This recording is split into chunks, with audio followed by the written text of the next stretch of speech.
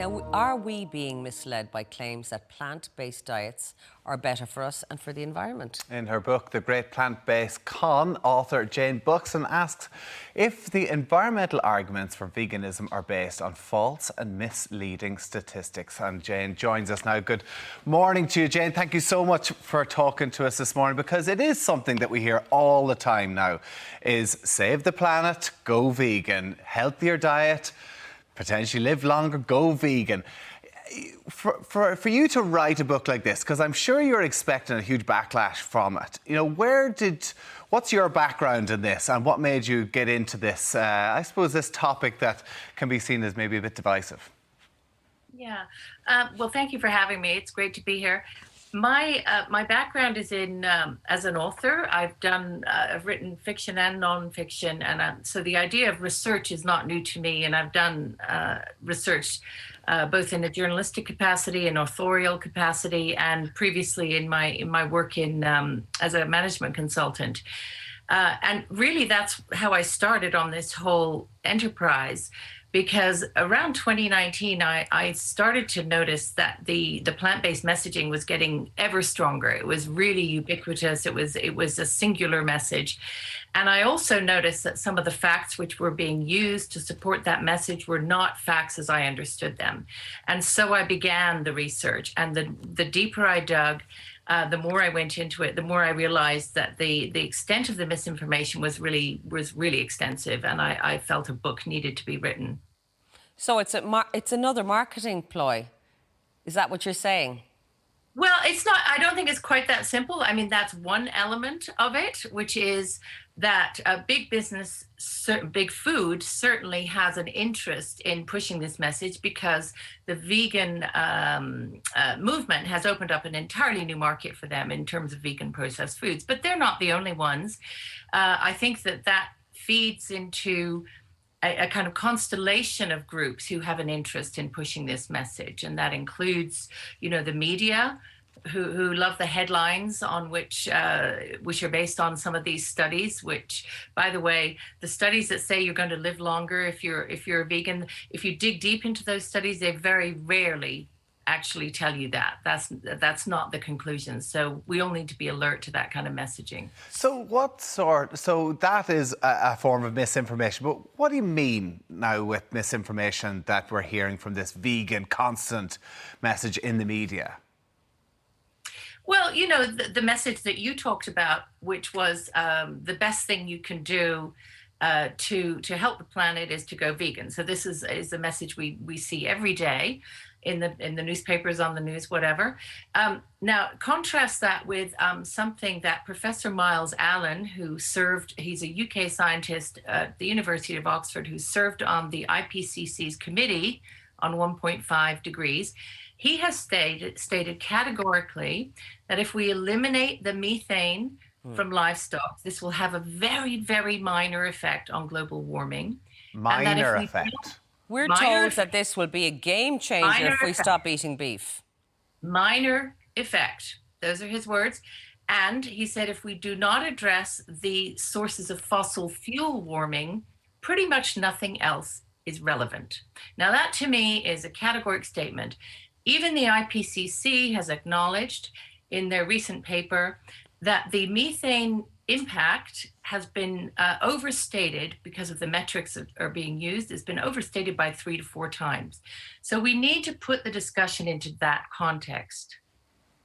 So how do you get the message out there? Or are you finding that people don't want to hear it, that they've taken on this? It feels almost like a cult sometimes, this idea that we should be getting all our nutrients from plant-based diet, and that if you like your meat and if you're into that you're not only old-fashioned, but you're unhealthy, and that you don't care about the environment. Yeah. So you're right. There are two, I think, groups of people. There are those people who do not want to hear the message at all.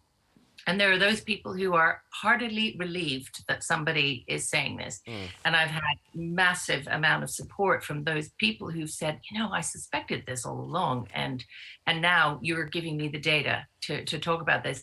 And the data that I'm using is, sometimes it's both the environmental data, but also looking at the nutrient reality in foods and what plant-only diets do provide, what they don't provide, giving people some real information so that even if they do choose not to eat meat, they do it with their eyes open rather than closed.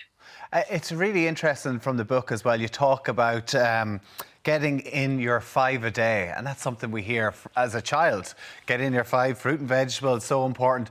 But that actually started from a marketing ploy, is that right?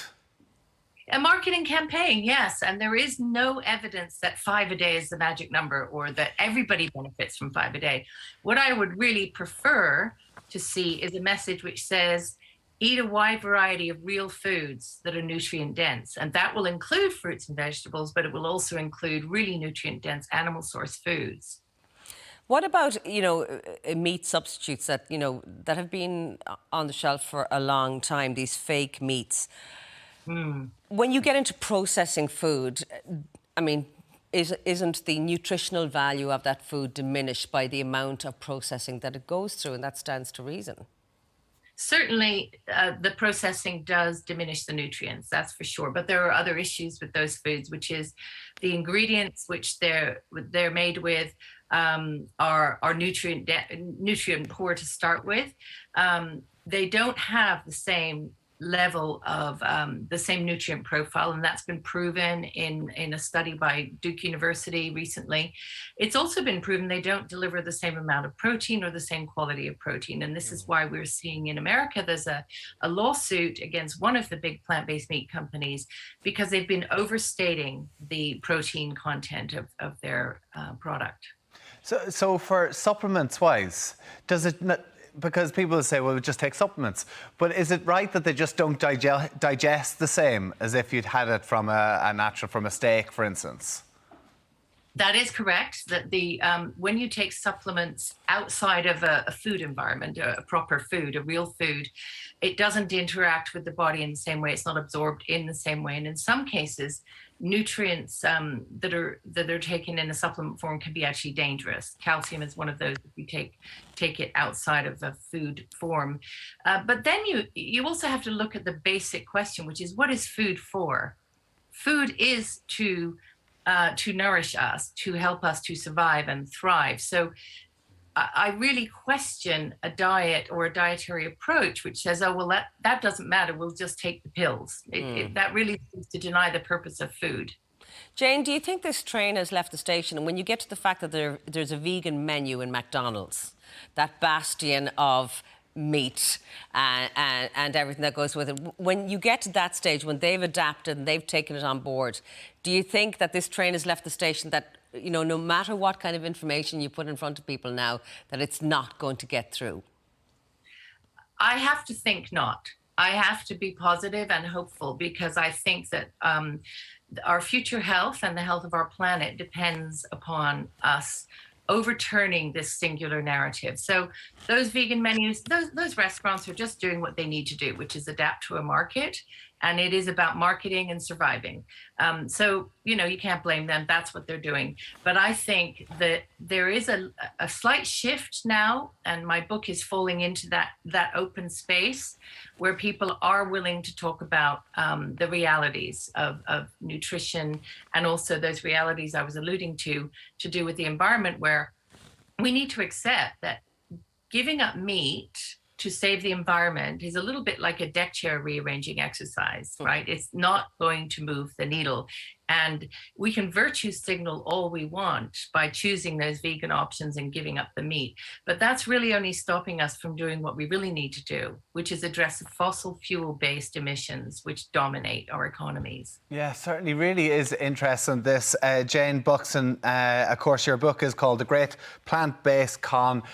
Fascinating to chat with you, Jayne, and certainly is something that we're hearing so much about at the minute. And I think that that's really opened up a lot of eyes. And yeah, I'm sure a lot of people will be really interested to read your book. Thank you so much for joining us this morning. Thank you. Now, I'm relieved. I'm going to have a steak and no conscience about it, no guilt at all. But all the way through training, and we've had dietitians and nutritionists and doctors, and they've always talked about a square diet. And if you have a good, healthy diet with a bit of everything in it, you can't go wrong. Absolutely.